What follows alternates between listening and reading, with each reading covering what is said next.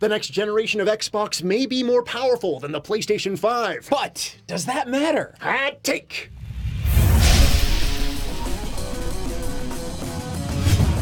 We've been getting a ton of information about new specs and stuff coming down the pipes, but one thing that has basically arrived that we know is certain is some of the early specs of the PlayStation 5. But now we're starting to hear more information about other systems. Yeah, it seems like every time some news comes out about one sort of console, the other console jumps in, and then the other, it's like a back and forth right now. One company gets jealous, wants to be the center of attention, so it kind of works back We and had the forth. Mark Cerny Wired article, which we talked about a couple days ago, and now we have it's Seasoned Gaming. The editor, Ainsley Bowden, has confirmed that multiple very reliable sources have said that now that they've seen the article from Wired, they're certain that the Xbox has like a more beefier console coming up. Yeah. Now, why would this even come out around this time? It's probably because, well, a lot of people are talking about the PlayStation 5, folks. And to be fair, we have been talking a lot about what the next generation of all these consoles are going to be. But when a company comes out and says, this is what we have going down, this is what we're going to be doing next gen, the other companies kind of look like they've got a little bit of egg on their face. So now we're assuming what's happening, this is just totally on our side assuming this, that people from Microsoft, maybe some developers are starting to leak a little information because, you know, they're investing their time into these consoles they want their information to be out there a little bit just so people can realize, look, we've got something serious coming out too. And what we've heard so far seems to be pretty weird because it's not what you would assume, but let's talk about that a bit. So, okay, we have the PlayStation 5. What did we learn about the PlayStation 5 so far? We learned that it has an 8-core AMD CPU. We heard that it's going to be doing ray tracing. We heard that it has an SSD, that is some magical SSD, which loads things super quick and cuts down load times. Specifically, an SSD that isn't common. It's not the kind of SSDs you get on your modern computer right now. Sony has made something special, but that's all we know so far. Okay, and we also heard that it has an AMD Radeon Navi GPU. What does any of this stuff mean? All you need to know is that it's very, very powerful. And if it's doing ray tracing, that means it is doing something that modern systems typically can't do very well at all. And then a couple more bullet points very quickly. The term 8K was mentioned, though we think that's a little dubious that they would ever get to that point. At least the system can do 8K, whether it has the ability to actually get games to run at that resolution, that's out the like we don't even know that. Yeah, so. And then we also know that the PlayStation 5 will be backwards compatible because Mark Cerny himself said that the PlayStation 5 will be backwards compatible in several ways. Yeah, so it's going to be backwards compatible with the PlayStation 4, this much we know for certain, and backwards compatible with existing PlayStation VR headsets, and that also means PlayStation VR games. Yeah, so that's PlayStation 5, but this is less a PlayStation 5 video. We already talked about that. Yes, We're talking about the Xbox consoles, next-gen Xbox. At E3 2018, they unveiled the Project Scarlet sort of namesake for what will be the next gen of Xbox consoles.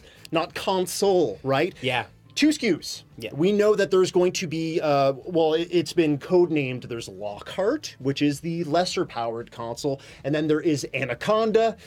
That's a strong name. Anaconda for the more powerful console. You know, this is kind of fun because when we were talking about the PlayStation 5, at least we were to assume it's going to be called the PlayStation 5, and I would hope Sony would do that.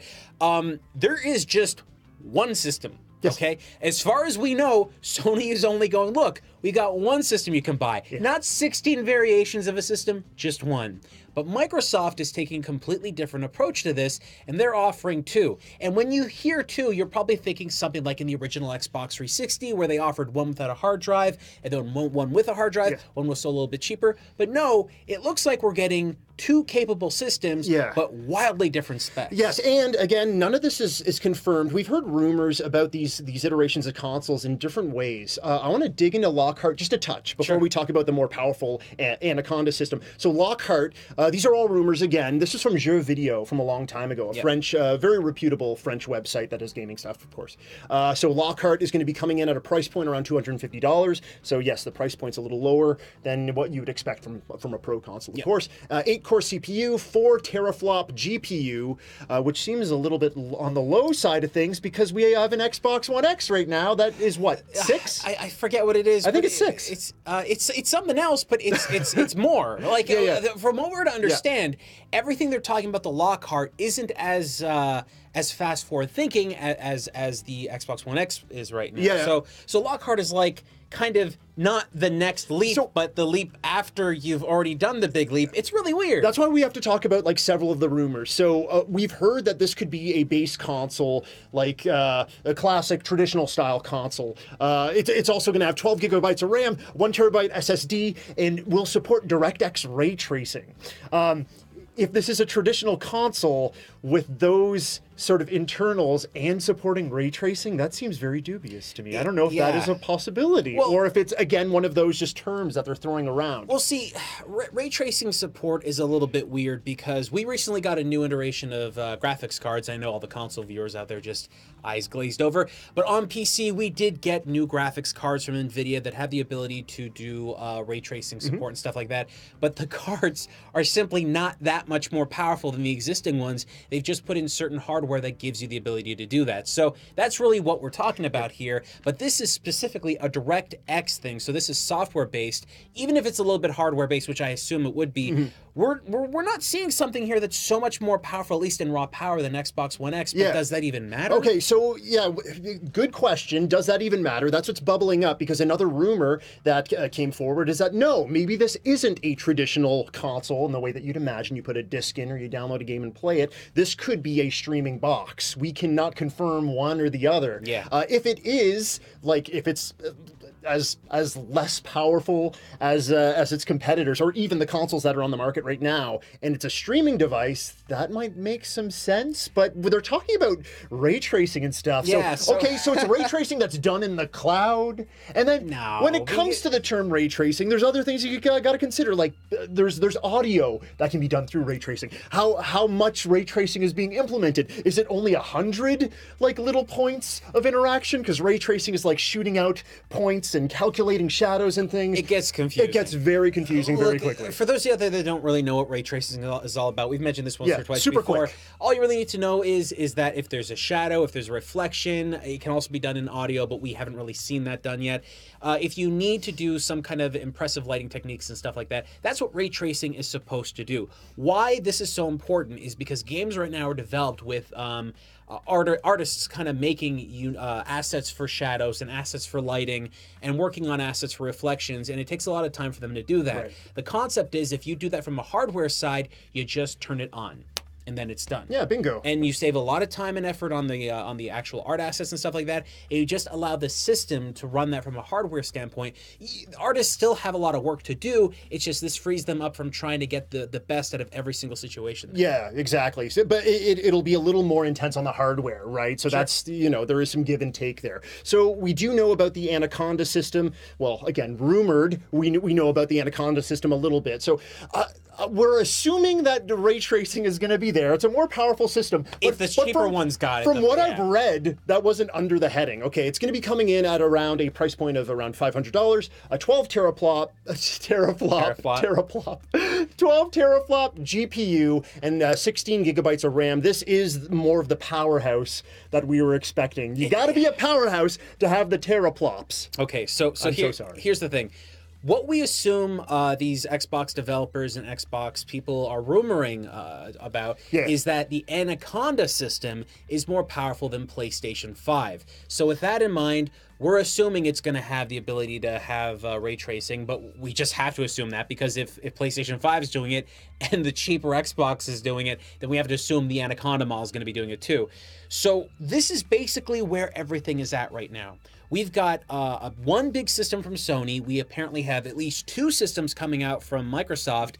And it doesn't matter what Nintendo makes because Nintendo isn't going to be making a powerful portable that can compete with those systems, nor should they. They're doing something completely different. But what it comes down to is this kind of like attack and fight over power on the systems.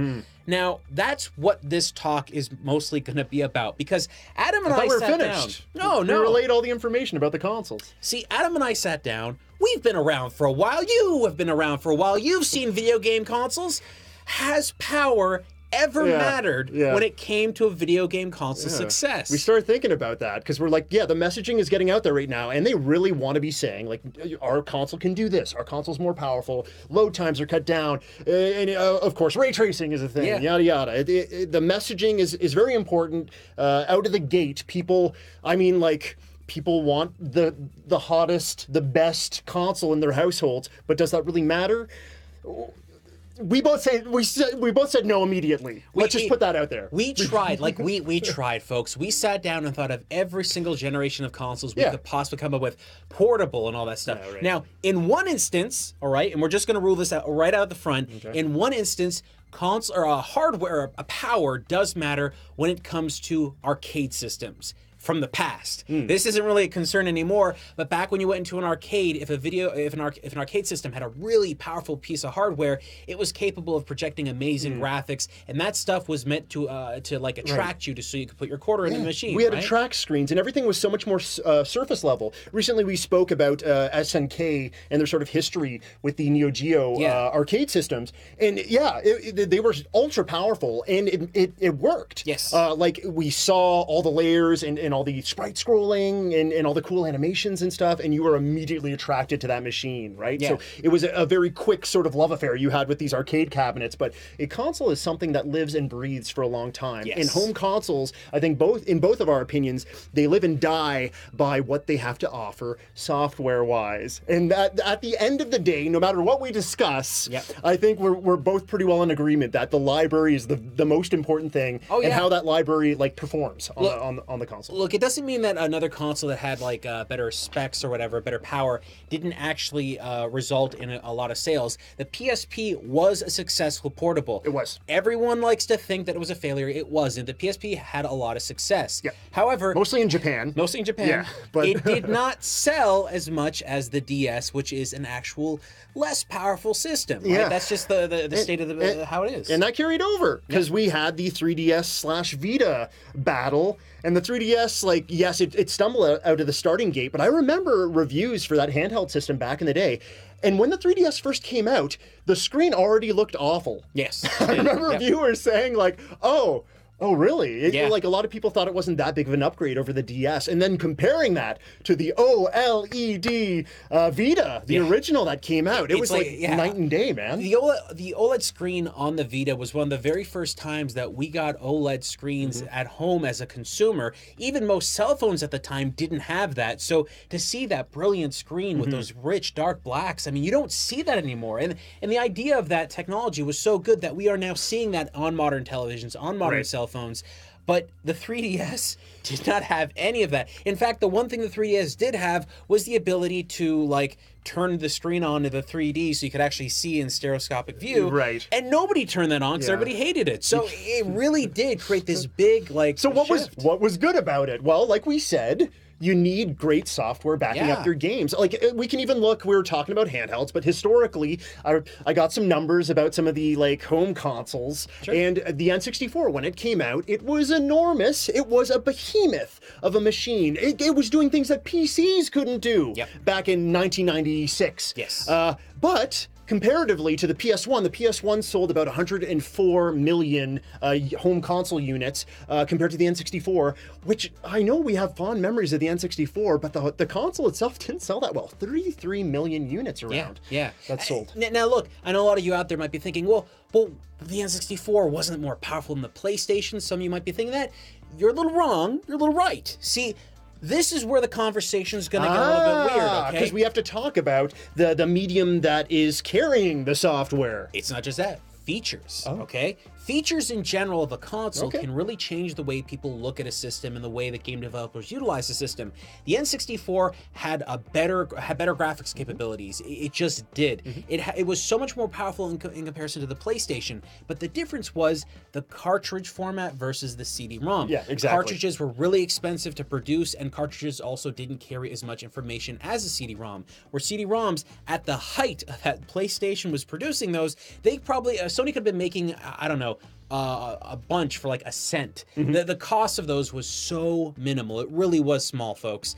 And it didn't matter because the amount of information they could actually stick on one of those discs was way more than what you could get on an N64 cartridge. Yeah, so it's a cheaper medium to work with, even for developers. And then they can, like, the moving into the 32-bit, 64-bit generation, everyone was trying to make things a little more cinematic. We wanted FMV and things like that within our games. So yeah, that CD audio. Exactly. You know, just that exactly. idea. Yeah. Where the N64 is fantastic for the graphic fidelity at the time, they looked wonderful. You didn't have the load times, right? But that didn't really matter to us back then. Even looking at the PS2, GameCube, and Xbox generation, which was the little guy there? PlayStation 2. PlayStation 2. Not a lot of people remember that, right? The GameCube was a bit of a powerhouse. The Xbox was really great. Was massive. Yeah. The Xbox could do things that the other systems could only dream of, but it also had an internal hard drive that could be read and wrote to.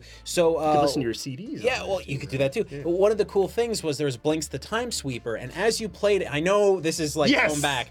When you play Blinx the Time Sweeper, you actually have a full recording of the level that you played, and you can rewind and go forward and backwards. Yeah. And that was because of the hard drive. Now, it's not like it was a hard drive that you could dump a whole lot of information into, but it was there and it could be used by the games. So it was a very powerful system, but in totality, it's only sold about 24 million units. Yeah. Which is pretty nuts compared to the numbers we're seeing today. Even with the Switch is somewhere around 40 million right now. It's only two years in. GameCube, about 22 million, which is crazy low. But the GameCube had certain techniques and abilities that the PlayStation 2 simply did not come close to. The PlayStation 2, yeah, it was the little guy. Yep. But the PlayStation 2 went on to sell around 158 million units. And you want to know why, folks? Because it was software. You had Grand Theft Auto 3, Grand Theft Auto San Andreas, Grand Theft Auto Vice City. Those games arrived. Stop there. I guess. Oh yeah, those games arrived on the PlayStation 2 first, along with a huge host of other games as well. But PlayStation 2 had one feature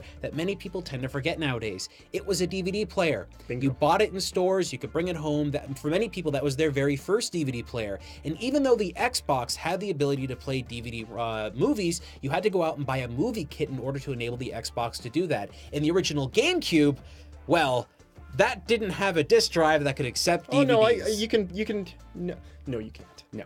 If you had tiny little DVDs, maybe. And actually, to talk about this just a brief little bit, all right. The GameCube storage format, which was the mini DVD disc. Okay, the mini DVD disc actually caused a problem with video game developers and producers at the time, because when you were looking at the Xbox and the PlayStation 2, they were using a newer format of DVD, but DVD was being utilized everywhere. So when when a game was being developed for PlayStation or Xbox, they used the exact same disc. When you made a game for GameCube, you used effectively half the space. And then suddenly you had to make a unique version on the GameCube. And even though the GameCube was a lot more powerful than the PlayStation 2 in most respects, the problem was the game had to be kind of compressed and shortened to fit on a single disc, or it would have to be exist on two discs. And when it's on two discs, that means that it had to have an asset library that was shared between two discs, making the game overall size a lot more. Yeah. So yeah, historically, we've seen, like, not only does power not matter, but it seems like the little guy oftentimes, like, you know, they wind up selling a heck of a lot of consoles. Yeah. The Wii, even though we know that things kind of fell after a little while, it was still still sold. And that, like, if you want to talk about an underpowered console, that's true. It was the previous generation's hardware with a different wrapper on it and a couple of little swingy controls, but had some great software. You know, the PlayStation 3 versus the Xbox 360 as well. Most people consider the PlayStation 3 to be slightly more powerful, but it really wasn't. It was a different kind of processor. The 360 ended up getting game over game over game that always looked better on that hardware compared to the PlayStation 3. And I remember they were getting games specifically to that platform that none of the other guys had, or they had the games only on the console for a couple of years, like BioShock and Mass Effect. They're like the 360. That was the first time I jumped on board with Xbox because it just had so many exclusives that I had to dig into. But then as time went on, the PlayStation 3 eventually caught up, and the reason it caught up was because of software. That's right. The 360 started to kind of lose some of those exclusives. Yeah, they poured over into Sony onto the PlayStation 3, right? Yes, Sony actually removed tons of features from the PlayStation 3 to make it slimmer and cheaper, and it eventually just went in that direction. Yeah. So right now, when we look at the two consoles, yeah, it doesn't really matter to me like who's more powerful. I want to see what the library is. One thing that I do want to bring up before we wrap things up, though, is it seems like the messaging between these two consoles is very, very different. Yes. Because we've heard that Xbox, okay, we just got the SAD, the discless Xbox console. We know that Xbox is weighing heavily into like their digital storefront, Xbox Game Pass, and things like that. PlayStation seems to be going in the opposite direction, right? They seem to be going with, oh, okay, you're backwards compatible. The messaging with Mark Cerny made it seem like it may be backwards compatible physically. Yeah. Maybe with some of the patents that we saw. And the digital was brought up maybe once in that Wired article, and like it was very quickly like, yeah, okay, no, we do digital things, but don't worry about that. Our console's gonna have a disk drive, yada, yada, yada. So yeah, it seems like they're kind of separating a little bit. So even if one console is more powerful than the other, I'm really starting to think that they're just going to be offering very different experiences. I think so. But at the end of the day, what really matters is what we're trying to tell you. It's not the power. It doesn't matter if a system is the most powerful in the market. If that were the case, the Xbox One X would be the best-selling platform right now, but it's not. What it is the software. So what we know going into next year and into the years after that is that Microsoft has purchased tons of companies that are going to be making games for them on a lot, folks. And apparently when we get to E3, they're going to announce a whole bunch of other companies they bought on top of the ones they already bought. We know that Sony apparently has already got game developers working right now, making the next line of games for the PlayStation 5. You were saying they pretty much turned off the tap for the PlayStation 4 as far as many of those studios are concerned. The companies that have already had their games there, they're wrapping up and finishing, but when it comes to the next lineup, they're quiet and they're working on that stuff because they want to have like a huge amount of software to come out right at the front. Right. Yeah. So I'm really hoping that we're going to see a lot of exclusive titles only coming to the Xbox this time around, because the Xbox One to me I never picked up an Xbox One because I could play all those games on the PC or on another platform. But what's going to matter? What's going to matter though is that, like we said, it's not just the power. Power can matter a little, but it also has to be about the actual format of the way that the games are delivered. So in the past, we were talking about those optical discs versus cartridges. Well, technically the future technology, and I know as a collector you're not going to like this, the future technology is download. That's the idea. You download your games immediately. Here's the thing though, we know not everyone is going to be on board with that. So Sony trying to get into physical media with the PlayStation 5 might mean that they grab onto an audience and hold on to them for a lot longer, where Microsoft really seems to be pushing that away. Maybe they could both have their own like pleasant little island where it's like, hey, you want digital, go with Xbox. You want physical, go with PlayStation. But there's going to be exclusives. Yeah. Right? Halo Infinite, people are thinking, is going to be on the next gen of Xbox consoles. It could double dip. But we also have Playground Studios. We discussed their AAA, because they did... Their mystery game. Their mystery we don't even know what it is. Well, it's we know this, AAA open world RPG. Yeah. Right? So that could be very interesting. Some people think it's a Fable game. Yeah. Right? For PlayStation 5, Mark Cerny gave a sly look when the interviewer asked about Death Stranding. So Death Stranding might be a PS5 game, might be double dipping. We really don't know. Here's what I can tell you for certainty right now. It doesn't matter if Sony says they've got a more powerful console than Microsoft or vice versa. What matters right now is the features they're going to offer. So for me as a consumer, when Sony tells me my PlayStation 4 library and my PlayStation VR library is going to be able to move forward with me to the PlayStation 5, that's a big deal. We do know that Microsoft is offering the same stuff, and they've been doing a really good job at it. But I do believe it's going to be more important for Sony to pick up the pieces that they lost to the PlayStation 4. Right. Because look, not being backwards compatible with the PS3 was kind of killed me a little bit on the inside. Look, there are some PlayStation 2 games that are available on the PlayStation 4 digital storefront that you can download. They've been modified just a little bit to run in high resolutions. But see, they just didn't offer enough. I want my original PlayStation library. I want my PlayStation 2 library, and I specifically want my PlayStation 3 library. And if we have the ability to play those games on the PlayStation 5, that's going to make a big impact on me, because there's some games back there. Look, it's silly to think about this, But there are games that existed on those platforms that are still worth playing, and not remasters, but the original versions. And folklore? Just folklore. Just folklore. But there's things like that. And this is the thing that really matters the most. Software is what rules these systems. If you ever wondered why the Switch sells so much better than the Xbox, it's not because it's portable.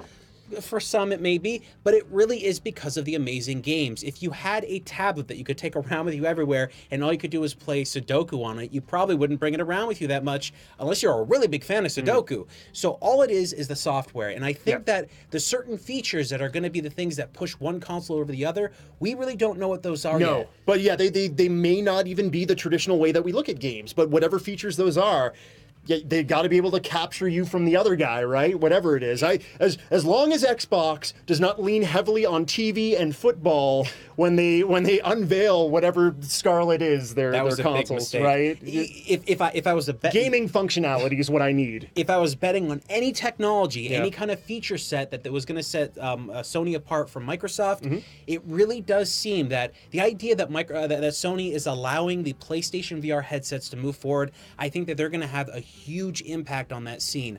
I think Sony clearly believes that if they get VR right, and they manage to get it completely done in a way that makes a lot of sense on the PlayStation 5, no other company on console platforms will be able to compete with them. Microsoft isn't working on VR headsets as far as we know, and Nintendo did do one with cardboard, but we don't think that games are going to be playable. As far you're talking about PS4 quite a bit. As far as functionality is concerned with the Xbox, I don't know what's going to happen there. But if somehow they do wind up, getting into some sort of a relationship with Nintendo beyond what we've seen with Cuphead, that could be very exciting too. Yes, so if that kind of news dropped at E3, yeah, man, I'm sure a lot of people would be thinking quite highly of Xbox. Well, folks, what console are you more excited about right now? The Xbox Lockhart, the Xbox Anaconda, or the PlayStation 5, or whatever they're going to call it? Or are you more excited about the next generation of Nintendo Switch systems that may be coming out? The Lite. Yeah. There's a lot of stuff that's going to be announced in the next couple of months, so I am very excited to see Can I just say one more thing before we leave? Teraflops.